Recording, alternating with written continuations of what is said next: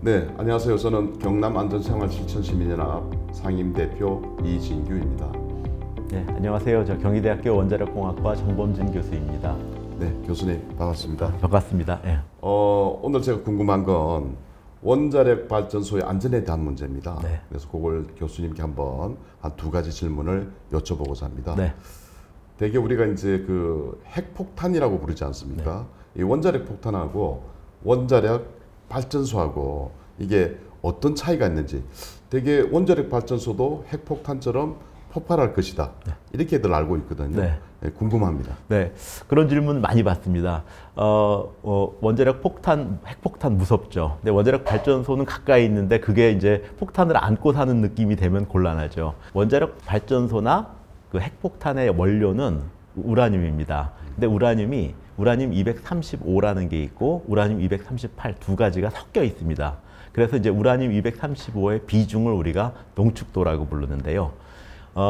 원자력 발전소에 쓰는 핵연료는 농축도가 4% 정도입니다. 그런데 네. 핵 무기가 되려고 그러면 이 농축도가 90%가 넘어야 됩니다. 우리가 흔히 이제 중국 고량주에는 불이 붙지 않습니까? 근데 이제 맥주에는 아무리 불을 붙이려고 해도 불이 붙지 않습니다. 마찬가지로 네. 농축도가 4% 정도가 되면은 아무리 폭발을 일으키려고 해도 폭발이 일어나지 않습니다. 또 하나는 북한에서 이제 그 핵무기를 만들려고 우라늄을 농축해서 가지고 있어도 그걸로 폭탄을 만드는 데까지 몇 년간이라는 시간이 필요하거든요. 그래서 폭발을 일으킨다는 과정 자체가 결코 쉬운 과정이 아니고요. 그 우리 핵폭탄처럼 원자력 발전소가 폭발을 일으키지 않습니다. 물론 이제 그 후쿠시마 원전 사고에서 보면은 뭐 벽체가 탁 떨어져 나가고 이런 게 보였는데 그거는 이제 수소가 이제 폭발을 한 거고 핵 폭발은 아닙니다. 그래서 원자력 발전소에서 폭발이 일어날 수는 있습니다. 그렇지만 그것이 핵폭발은 아닙니다. 아, 네. 그러면 저희들 알고 있었던 그 폭발은 핵폭발이 아니고 네. 그 경남 용기 내에 수소가 네. 압력을 받아서 폭발할 수 네, 있다. 네. 그래서 저 후쿠시마 원전처럼 그 지붕이 이렇게 수소 압력에 의해서 날아갔다는 말씀이시죠? 네, 그렇죠. 근데 우리나라는 그 후쿠시마 원전과 달라서 수소 폭발 정도 일어나 가지고는 뭐 지붕이 날아가거나 하지 않습니다. 네. 이 원전이 폭발하게 되면 이제 만에 하나 그런 경우가 있을 때 그 지역이 끝장난다고들 이야기를 합니다. 네. 이 부분을 어떻게 좀 설명해 주시죠? 원전 사고가 굉장히 드물지만 한 번 나면 끝장이다. 네. 뭐 이런 표현들을 굉장히 많이 들었습니다. 그런데 이제 우리가 경험했었던 것이 미국에서 이제 1979년도에 TMI 2호기 원전 사고가 있었고, 이제 러시아에서 1986년도에 체르노빌 원전 사고가 있었고, 그 다음에 이제 2011년도에 후쿠시마 원전 사고가 있었습니다. 그런데 제가 알기로는 미국, 러시아, 일본이 아직 끝장이 안 났습니다. 그러네요. 네. 뿐만 아니라 이 세 나라들은 원자력 발전소를 적극적으로 쓰고 있거든요. 네. 그러니까 사고를 경험한 나라들의 끝장난 게 아니라 오히려 더 원자력 발전소를 적극적으로 사용하고 있습니다. 그러면 만일 이게 이제 폭발이 일어날 경우도 있지만 아주 드물긴 하지만 혹시 환경적인 영향 같은 건 없을까요? 우리가 이제 안전을 두 가지로 말합니다. 하나는 뭐냐면 자기가 가지고 있는 시설을 안전하게, 그러니까 재산 보호죠. 측면이 있고요. 두 번째로는 이제 국민과 환경 보호 측면의 안전입니다. 그러니까 원자력 발전소는 국민과 환경 보호를 최우선으로 하기 때문에 만일에 굉장히 심각한 사고가 나서 자기 발전소를 다 잃어버리더라도 국민과 환경에 위해가 가지 않도록 설계되어 있습니다. 그래서 그거 걱정하시지 않으셔도 됩니다. 교수님, 또 궁금한 점이 하나 있습니다.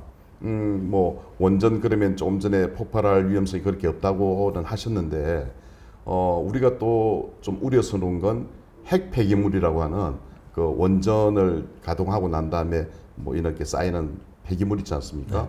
네. 이런 것들이 또 대단히 방사능을 많이 유출한다, 이렇게 알고 있습니다. 네. 이건 어떻게 됩니까? 네, 사용 후 해결료에 대해서 이제 큰 오해들이 몇 가지가 있습니다. 첫 번째 가장 큰 오해는 이것이 이제 원자력 발전 단가에 포함되어 있지 않다고 주장하는 것입니다. 그렇지 않습니다. 지금 그 사용 후 해결료, 해체 뭐 이런 거에 필요한 비용이 그 전기요금에 포함되어 있고요.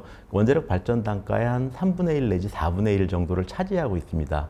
그래서 이 비용을 다음 세대한테 넘기지 않고 우리가 적립하고 있다는 것이 알아야 하는 첫 번째 오해고요.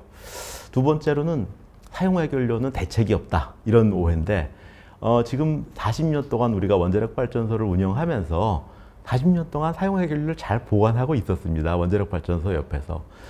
문제는 같은 방식으로 앞으로 500년, 1000년을 보관할 수 있느냐. 기술적으로는 가능합니다. 그렇지만 우리가 행정적으로 볼 때 한 500년, 1000년 전에 이 땅에서 어떤 일이 있었는지 우리가 기억하고 있지 못하지 않습니까? 마찬가지로 시설을 아무리 잘 만들어도 이것들이 과연 500년, 1000년을 똑같은 방식으로 관리할 수 있을까?